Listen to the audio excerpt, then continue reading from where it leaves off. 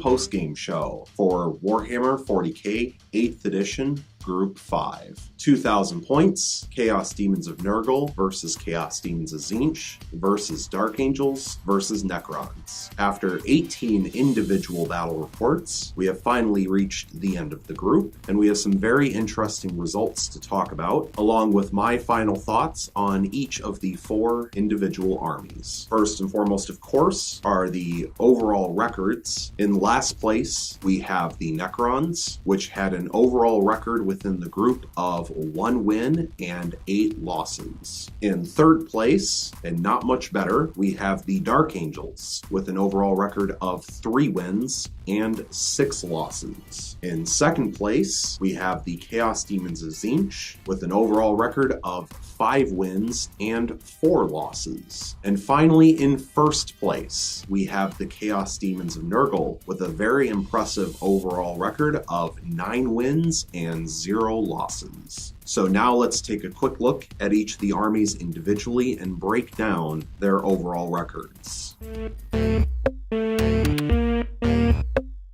So first, taking a look at the undefeated Chaos Demons of Nurgle. Obviously, this is not the entire army that they brought, just a few select units that had a big impact on the group. As mentioned, they had an overall record of 9 wins and 0 losses. They also ended up with an overall victory point total of 85 for and 46 against over their 9 battles against the other 3 armies. If we break it down by series, Chaos Demons of Nurgle versus Chaos Demons of Tzeentch, they had a series record of 3 wins, 0 losses, and a victory points record of 26 for and 17 against. Chaos Demons of Nurgle versus Dark Angels, they had a series record of 3 wins, 0 losses, and for victory points, they had 34 for and 19 against. So a difference of 15 over the course of 3 battle reports. And of course, Chaos Demons of Nurgle versus Necrons, series record 3 wins, 0 losses, and victory points 25 for, 10 against. The Chaos Demons of Nurgle had a record of 4-0 when going first, and a record of 5-0 when going second. Their record when stealing the initiative was 2-0, and their record when losing the initiative was 0-0 because they never had the initiative stolen from them. In terms of the army itself, there's not a whole lot to talk about, other than that they performed exactly as they were intended to. In fact, they performed well enough that I'm not sure there would be anything that I would change about the army if I were to bring 2,000 points of Chaos Demons of Nurgle again. There are 2 potential changes I would make, but I'm not sure that it would be beneficial in the long term. So leave your comments down below as to whether or not you think either or both of these changes would be beneficial. First, of course, would be if Rodriguez the Warlord was removed, meaning that then the Great Unclean One with Corruption would become the new Warlord. And in Rodriguez's place, I would just bring another Great Unclean One with Doomsday Bell and Plague Flail. That way there would be a 3rd Doomsday Bell running around on the board for more reverberating summons. But along with that, would also save 10 points. And so if I also took off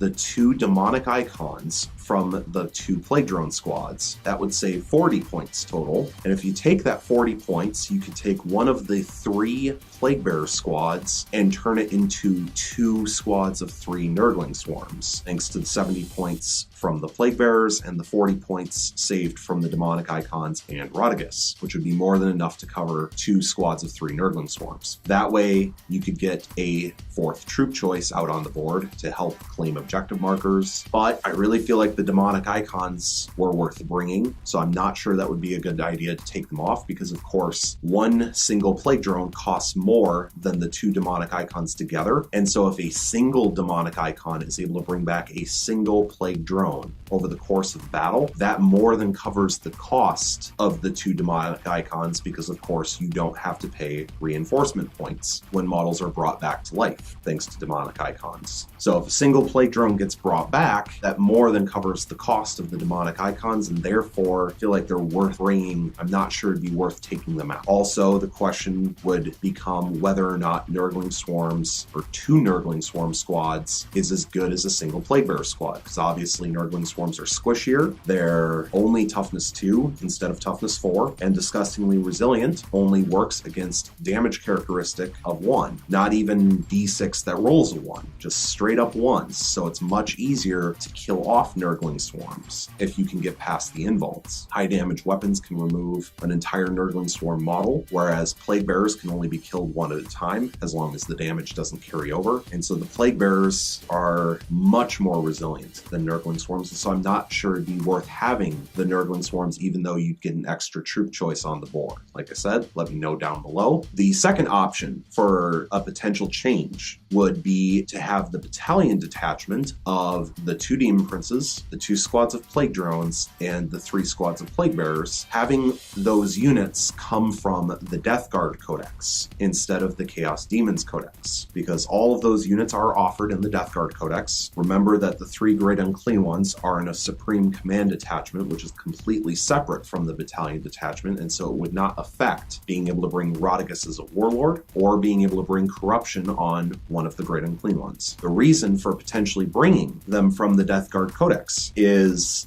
the Demon Princes would then get access to the special ability Death to the False Emperor, which states that on a hit roll of a 6 against Imperium models, they would generate an additional attack. Now, that can only generate so many additional attacks because you cannot generate new attacks from the Death to the False Emperor attacks. So, since they have 7 attacks base with 2 sets of Malefic Talons, you would only be able to generate a max of 7 additional attacks if all 7 original attacks hit on 6s, but it's possible. But obviously you would be capped at 14 attacks then, and that's if you're extremely lucky. The other thing, of course, is they would lose access to the psychic power, Fleshy Abundance, which can be quite helpful in helping to regenerate wounds, not only on themselves, but the Great Unclean Ones and the Plague Drones. But they would also lose access to Locus of Virulence, which on a wound roll of a 6 pauses the attack to do 1 additional damage, and not only for themselves, but any friendly units within 6 inches, which, as we've seen throughout many of the battle reports, has been very helpful in killing off high wound targets. So I almost think that Locus of Virulence would be better than the ability to potentially have additional attacks against Imperium models, especially since only one of the armies within this group was an Imperium army, the Dark Angels, of course. It would have no effect against the Chaos Demons of Tzeentch or the Necrons. And so overall, for this Nurgle army, I would say it would be better to keep them all from the Demons Codex, but that is a possible change. And if you know you're going up against an Imperium opponent, it might be worth making that switch to have that battalion detachment come from Death Guard, especially if you're not interested in bringing Soul Grinders. But if you're just bringing Plague Drones, Plague Bearers, Demon Princes, maybe some Beasts of Nurgle, you can bring all those from Death Guard. You just wouldn't have access to Soul Grinders and Heralds. And of course, if you wanted to bring Great Unclean Ones, you'd have to bring them in a separate detachment. But overall, that's the Chaos Demons of Nurgle army. They did very well, especially since they were up against 3 different types of armies. They went up against a Demon army, a Space Marine army, and a Xenos army. And the fact that they won all 9 of their battle reports against 3 very different opponents, I think that shows how versatile this army is and how good it is. And I have to say, after seeing the other armies perform, this army definitely deserves first place within the group.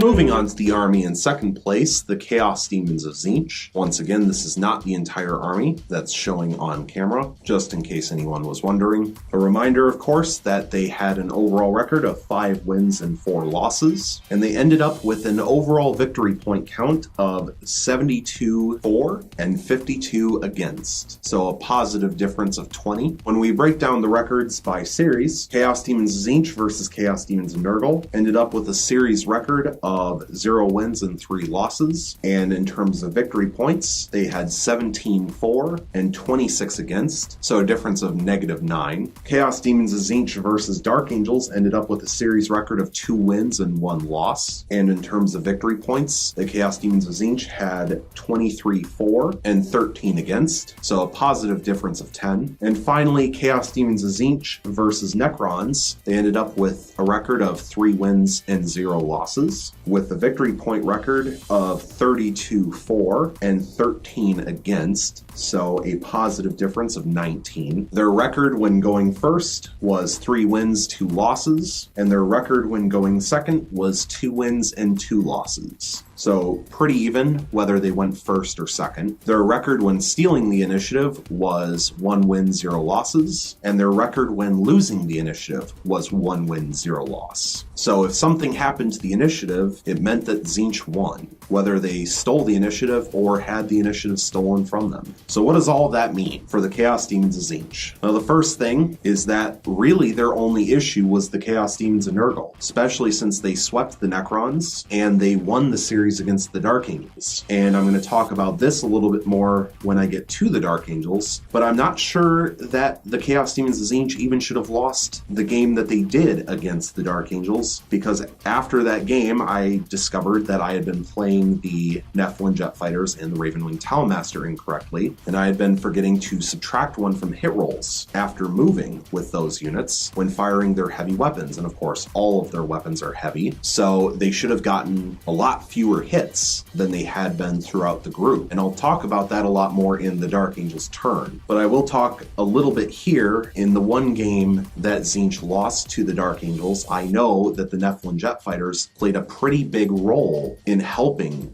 Tzeentch lose that game, in causing a lot of damage to Demon Princes and Pink Horrors. And so had those Nephilim Jet Fighters not gotten all the hits that they did, Tzeentch might not have been weakened as much as they had been, and they might have been able to pull out a win. So it's entirely possible that had the Dark Angels been played correctly, we'd be looking at an overall record of 6-3 for the Chaos Demons of Tzeentch instead of 5-4. That being said, even with the potential that they could have gone 6-3 without any changes, I would still absolutely make a massive change to this army, a massive change and a minor change. The first minor change is I would not, under any circumstance, ever again take the Baleful Sword on the Lord of Change. I have to say, after playing 9 battle reports with it in this group, the Baleful Sword is a complete waste of points. The fact that you have to subtract 1 from hit rolls takes away any value that it brings to the Lord of Change. Most of the time, the +1 strength doesn't make a difference. The slightly better AP can make a difference, but not enough to be worth subtracting 1 from hit rolls. And the D6 damage, in my opinion, is worse than the automatic 3 damage that the Staff of Tzeentch has. And we've seen it in many battle reports, especially the very last one of the group. It seemed like, more often than not, whenever I rolled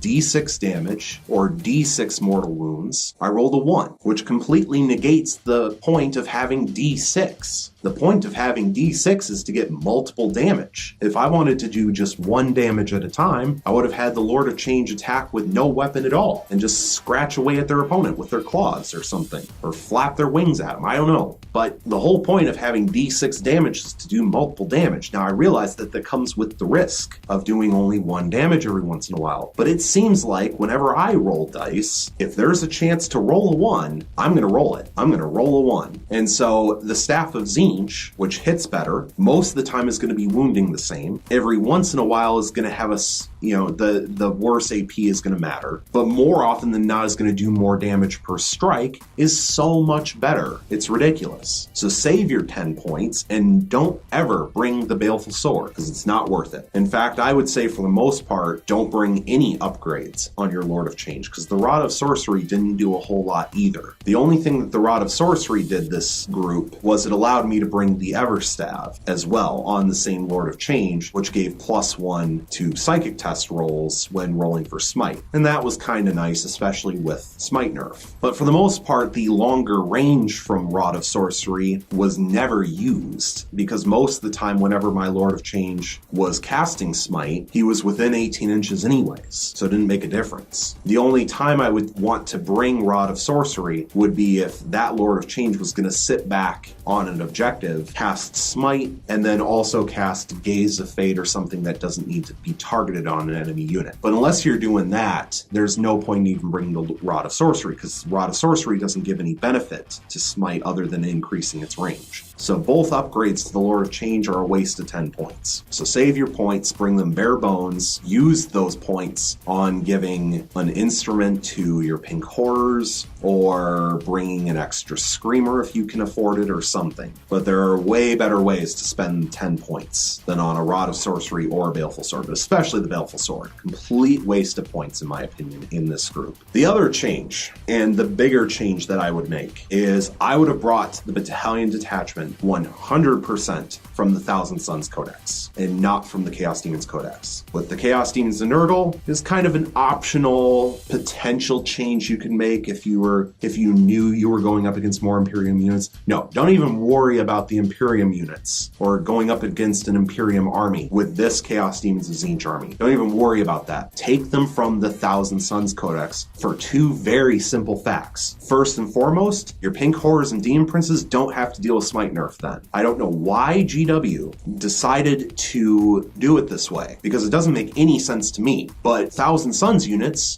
don't have to deal with Smite Nerf, but Chaos Demons of Tzeentch units from the Chaos Demons Codex do. Why? There's no point difference. There's no power difference. Why is it that the Chaos Demons of Tzeentch units from the Chaos Demons Codex have to deal with Smite Nerf, but the Chaos Demons of Tzeentch units from the Thousand Suns Codex don't? That doesn't make any sense. And I'm probably going to make a whole separate video on it because of how irritating it is. So first and foremost, take them from the Thousand Suns Codex, because then you don't have to deal with Smite Nerf. And secondly, the Demon Princes for the exact same cost in both power and points from the Thousand Suns Codex not only can know 2 powers other than Smite instead of just 1, but they can cast 2 powers in a psychic phase instead of just 1. And they have access to 2 disciplines instead of just 1. Why? They cost the exact same. Why are the Demon Princes from the Thousand Suns Codex 10 times better for the same cost? Plus, then you have access to Death to the False Emperor, and yes, you lose Locus of Trickery on your Demon Princes, but as we've seen throughout these battle reports, Locus of Trickery, more often than not, did nothing. In the last battle report of the group, I don't think Locus of Trickery did anything useful. I don't think Locus of Trickery stopped a single attack from the Dark Angels from hitting. I have to say, compared to the other loci that the other Chaos Demon factions have, like Locus of Virulence from Nurgle, or the Locus from Khorne that lets you reroll charge rolls, Locus of Trickery is pretty useless. It's not going to stop nearly enough attacks to be worth taking, especially when you could bring your units from the Thousand Suns Codex and not deal with Smite Nerf. That makes such a huge difference. I think it was in the last battle report as well, where a Demon Prince failed to cast Smite on a 6 because he rolled a 5. Would have been fine had he been from the Thousand Suns Codex, but no. So as long as you're not bringing Soul Grinders or Heralds, you might as well bring your Chaos Demons of Tzeentch units from the Thousand Suns Codex, as long as it's not going to cause problems with taking Lords of Change or Soul Grinders or anything like that. But as long as you can keep those separate, bring them from the Thousand Suns Codex. It would be so much better. And in fact, had the Screamers, Pink Horrors, and Demon Princes been from the Thousand Suns Codex with no Smite Nerf and more psychic powers, I think not only would Tzeentch have swept Dark Angels and Necrons with no problems, but I think they also could have won at least one game against Nurgle and made it much, much closer for determining who got first place in the group. But like I said, I'm probably going to make a whole separate video on Chaos Demons of Tzeentch from Demons Codex and Chaos Demons of Tzeentch from the Thousand Suns, so look forward to that.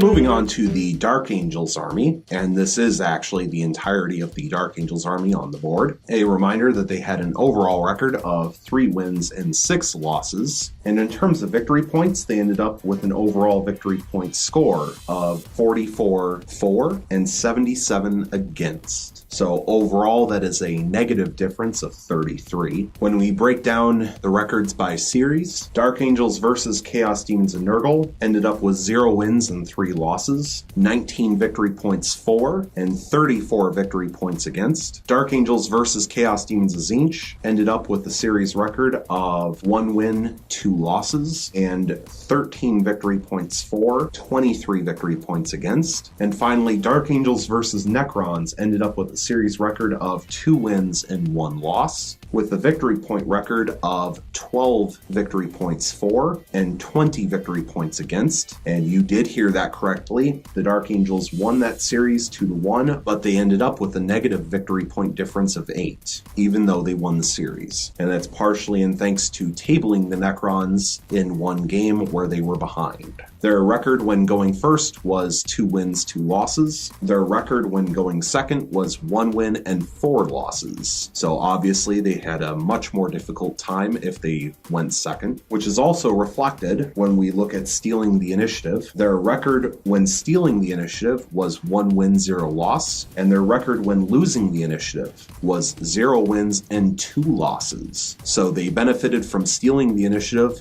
but it caused massive complications when they lost the initiative. And the most obvious example of this was the first battle between the Dark Angels and the Chaos Demons of Tzeentch, where they went first. They were able to move everyone into position around both Belial and the Ravenwing Talmaster, and thanks to all of those rerolls, the Ravenwing Black Knights crushed an entire squad of Screamers right off the bat. The Nephilim Jet Fighters got tons and tons of shots, which led to tons of hits and tons of wounds. Although, minor disclaimer, as mentioned in the Chaos Demons of Tzeentch talk, the numbers that they pumped out might not have been quite as high had I remembered to play them properly in the first place and subtract 1 from hit rolls after moving. And to be honest, I don't know why it didn't register with me that they needed to subtract 1 from hit rolls. I really don't know why. My first thought as to why it didn't cross my mind that they needed to do that was the fact that they were vehicles and flying. Maybe I had the stat line for the repulsor stuck in my head, but I don't know, because I knew that the Predator had to subtract 1 from hit rolls if it moved. So I'm not sure why that didn't carry over to the Nephilim Jet Fighters and the Ravenwing Talmaster, and so I do apologize for that. And as mentioned in the Chaos Demons of Tzeentch talk, had I remembered to properly do that, that possibly could have changed the outcome of that first game that Tzeentch lost, and so Tzeentch might have ended up with a 6-3 record, and the Dark Angels might have ended up with a 2-7 record. And in fact, had they played properly, it's entirely possible that the Necrons might have won 2 games against the Dark Angels instead of just 1. And so had the Dark Angels been played properly, we could potentially be looking at a position change between the Dark Angels and the Necrons. Now we'll get to the Necrons in a moment, and I've got plenty to say about that army, but I will say this, I'm not sure it would have made that much of a difference against the Necrons. So I think the only game that the Dark Angels would have ended up losing that they had won would have been the game against Tzeentch. I think the Dark Angels still would have won their games against the Necrons, even had they been played properly, so I don't think that would have been a problem. I don't think it would have made that much of a difference, but it could have, and so we do need to keep that in mind. Overall, honestly, I'm not quite sure what to think about this Dark Angels army. Obviously, they didn't do very well overall, but to be fair, I don't know if that's because it was actually a bad army or because they were just playing against really good demon armies. Obviously, no one was able to get a single win against Nurgle, and so the fact that the Dark Angels didn't get a win against Nurgle doesn't raise any red flags for me, and I'm not sure what the Dark Angels would need to bring in order to beat that Nurgle army. As we've seen throughout the course of the group, the dice kind of have a mind of their own, and in some games, the dice decide Nurgle's going to pass all of their 5-up invulns, and it's not going to matter what you shoot at them. Other games, the dice decide they're going to pass all of their 5-up disgustingly resilient, no matter how much damage they have to roll for. And then other games, the dice will decide, yeah, we'll let a bunch of models get killed off, but then we'll allow the Chaos Demons of Nurgle to bring them all back. So I don't know what to say about fighting the Chaos Demons of Nurgle army, since there is so much luck involved when it comes to dice rolls. And apparently the dice really like the Chaos Demons of Nurgle, so if the dice gods are against you from the get-go, I'm not sure what you can do to bring the odds back into your favor. Couple quick thoughts about some units in this army before we move on to the Necrons. First, the Ravenwing Black Knights were good if they got a chance to fire first, and I think that's partly why they have the record they do, especially when going second, 1 win and 4 losses, is that those Ravenwing Black Knights are way too squishy for their own good. Obviously, they're very powerful if they're able to get the shots off, and especially if they have access to rerolls. Because I'll tell you, the fact that they did not lose a single Black Knight in that round of shooting in the first battle report against Tzeentch when they killed off that squad of Screamers, they did so much damage. They got so many hits. All 12 shots hit. Not a single 2 was rolled. But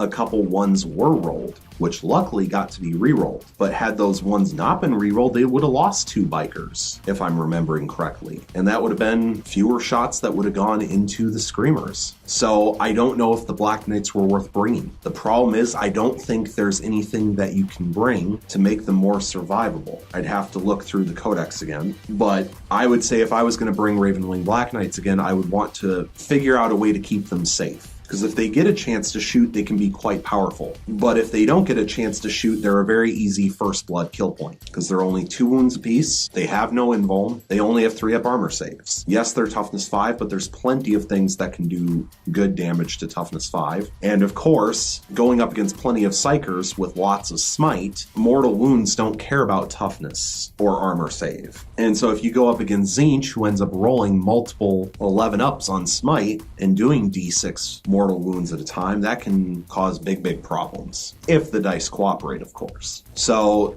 I'm not sure I'd bring the Black Knights again. The Predator worked well. The Deathwing Knights worked about as well as they could have for how slow they were. Overall, I would say the Deathwing Knights did decent. I'm not sure it was worth paying the points to bring Belial. I think might have been better off bringing just a regular Captain and Terminator armor. I think they're called something else for the Dark Angels, but I'm not quite sure off the top of my head. But I'm not sure Belial was worth bringing. I don't think he was worth the points. I think I'd rather bring Captain Terminator armor with Thunderhammer Storm Shield. The Land Raider Redeemer actually worked way better than I thought it was going to. I have not used a Land Raider Redeemer in 8th edition before, and so I was not sure how the Flamestorm cannons were going to work, and they actually worked pretty well. The fact that they can hit against flyers normally, meaning they automatically hit, can be quite powerful, especially if you're going up against toughness 6 flyers. The fact that they're -2 AP and they do 2 damage piece can do a lot of damage real quickly. The assault cannon worked fine. But yeah, overall, the Land Raider Redeemer actually exceeded my expectations since I'd never brought one before in the new edition, and so I would definitely take Land Raider Redeemer again. In fact, I might try to incorporate Land Raider Redeemers into my other Space Marine armies. And finally, the Nephilim Jet Fighters. I'm not sure if I would bring them again, especially now that I have realized that they need to subtract 1 from hit rolls. They're not quite as powerful as I thought they were for their points. For the cost of both Nephilim Jet Fighters, I think I would be close to being able to afford another Land Raider, and I would much rather have another Land Raider. I could certainly afford another squad of Terminators, and that would probably be a lot better overall. Because the problem is, anti-infantry firepower can only get you so far, and they really weren't all that good against monstrous creatures that were toughness 7, since only the Black Sword missile launchers were strength 7. Everything else was wounding on 5s, which kind of forced me to use them to target infantry and not bigger threats. And we saw in Dark Angels versus Chaos Demons of Nurgle, they did practically nothing against plague drones, even with all the strength 5 and strength 6. So I would say be better off with figuring out a way to bring in another Land Raider Redeemer. So maybe that's what I would do. Take out the Ravenwing Black Knights, the Talon Master, the 2 Nephilim Jet Fighters, bring another Land Raider Redeemer with another squad of Terminators and some sort of HQ to be with those Terminators. I would say overall that would probably end up being a lot better.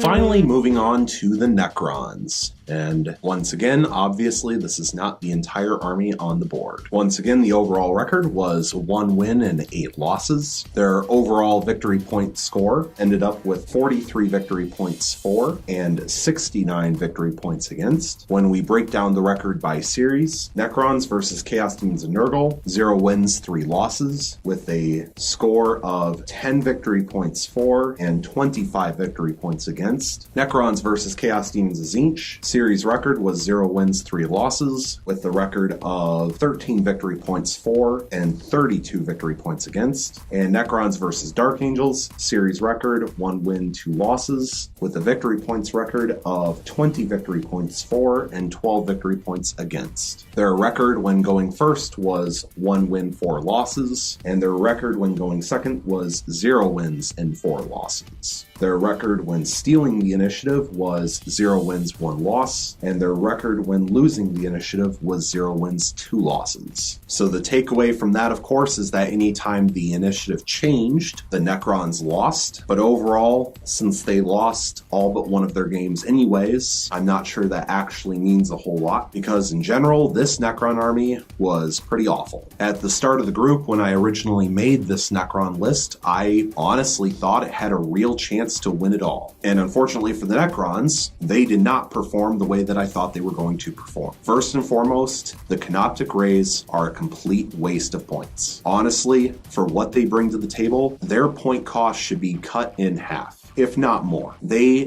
did terrible. Yes, they have a 3-up invulnerable save. Yes, they're toughness 5. Yes, they have 3 wounds and 3 attacks apiece. But I have to say, unless you're going up against a swarm, it's not worth it. How many times did the Canoptic Rays end up charging into a squad of Screamers turn 1 and not killing a single model? And unfortunately, the answer is I'm pretty sure multiple times, which is multiple times too many. But they are not worth their points at all. And I'm not sure there is actually a situation where bringing Canoptic Rays would be a good idea. I mean, maybe if your opponent is literally bringing only Marines, especially Primaris Marines that are multi-wound, so that every strike the Canoptic Rays make could kill a model. But unless you're going up against pure Primaris Marines, I don't see a reason to ever bring Canoptic Rays ever again. They aren't worth their points. They don't do enough. They die way too quickly. They died exceptionally quickly for having a 3-up invulnerable save, I have to say. That 3-up invulnerable save did not protect them nearly as much as it probably should have.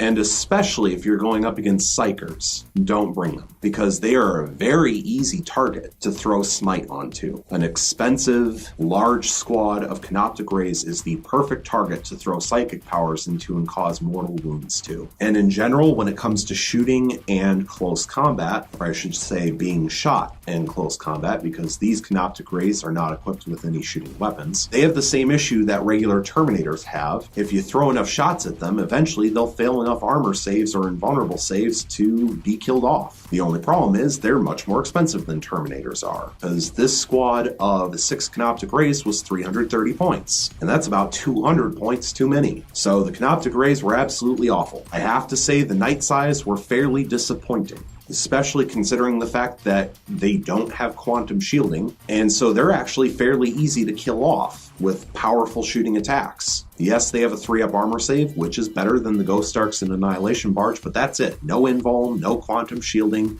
They're only toughness 6, so they're actually fairly easy to do damage to. And especially if they get charged by something like a monstrous creature or Demon Prince, they fall pretty quickly. I have to say, in general, I am fairly disappointed with the Ghost Arcs compared to the Ghost Arcs from 7th edition, which I only played a couple of times. These Ghost Arcs are vastly inferior. The fact that they're no longer open-topped vehicles means that the whole point of bringing them so that you can transport around your Necron warriors is kind of useless. Because if you want your Necron warriors that you paid 120 points for to actually be able to fire, you have to disembark them and put them out in the open. And so I'm not sure I would bring Ghost Arcs again, unless I was going up against a Horde close combat army and I was going to bring 5 of them filled with warriors, so I could just have a giant line of Necron warriors and Ghost Arcs with hundreds of Dawes Flare shots. Unless I was going to do that, I wouldn't bring Ghost Arcs again. The Annihilation Barges did okay, so I would bring Annihilation Barges again, but overall, I have to say this army was fairly disappointing. I will admit, I did not play the Cryptek and the Overlord properly, so that is on me. I won't blame the 2 HQs for not doing a whole lot, because at least half the battles, I had them start on the Tomb World, which meant, of course, until they disembarked, they couldn't do anything, and then when they did disembark, they usually got killed pretty quickly because they were too close to the enemy. And then by the time I started deploying them onto the battlefield, it was too late, and then half the time they were deployed on the battlefield, I deployed them in the wrong spot. So when it comes to the strategy with the HQs, I will take full responsibility for that, but I don't know that properly using losing the Overlord and the Cryptek would have saved this army. I've gotten quite a few suggestions from various people about how I could make changes to the Necron army, and I agree with most, if not all of them. Units such as Monoliths, Tesla Immortals, more Tesla in general, are all very good suggestions and definitely need to be incorporated into the next list. I've also gotten suggestions of Destroyers and Lichguard. I would love to try out Destroyers in the next list. Unfortunately, I don't own any Destroyers, and so I will need to get some before the Necrons play again. I do have some Lichguard, but Lichguard are very expensive, and so I would have to figure out a way to incorporate them properly without taking points away from too many other things. But pretty much what I'm saying, just to recap, is I would pretty much scrap the entire army and start from scratch, beginning with the base of Tesla Immortals and Overlords to provide My Will Be Done, which I did not properly utilize in this group, but lots of Overlords with My Will Be Done, lots of Tesla Immortals, so that the combination of My Will Be Done and Tesla can provide tons of extra hits besides hitting on 2s. And so the Necrons would have a much better chance with an army more along those lines. But overall, this Necron army was very disappointing, and I hope that this Necron army didn't ruin your enjoyment of the group as a whole too much. And so that pretty much wraps up everything for group number 5. I know I've said this a lot, and I'm sure it's gotten repetitive, but I really hope that you enjoyed not only this video, but every video within the group. Please let me know in the comments down below what you thought of the group, what you thought of the armies, what you thought about the filming style. I'm always looking for suggestions on how to improve and how to make these videos better. Leave some suggestions on what armies you'd like to see in future groups. Thank you for listening to me ramble for far too long. And so as always, thank you so much for watching. I really hope you enjoyed the video, and stay tuned for the next one.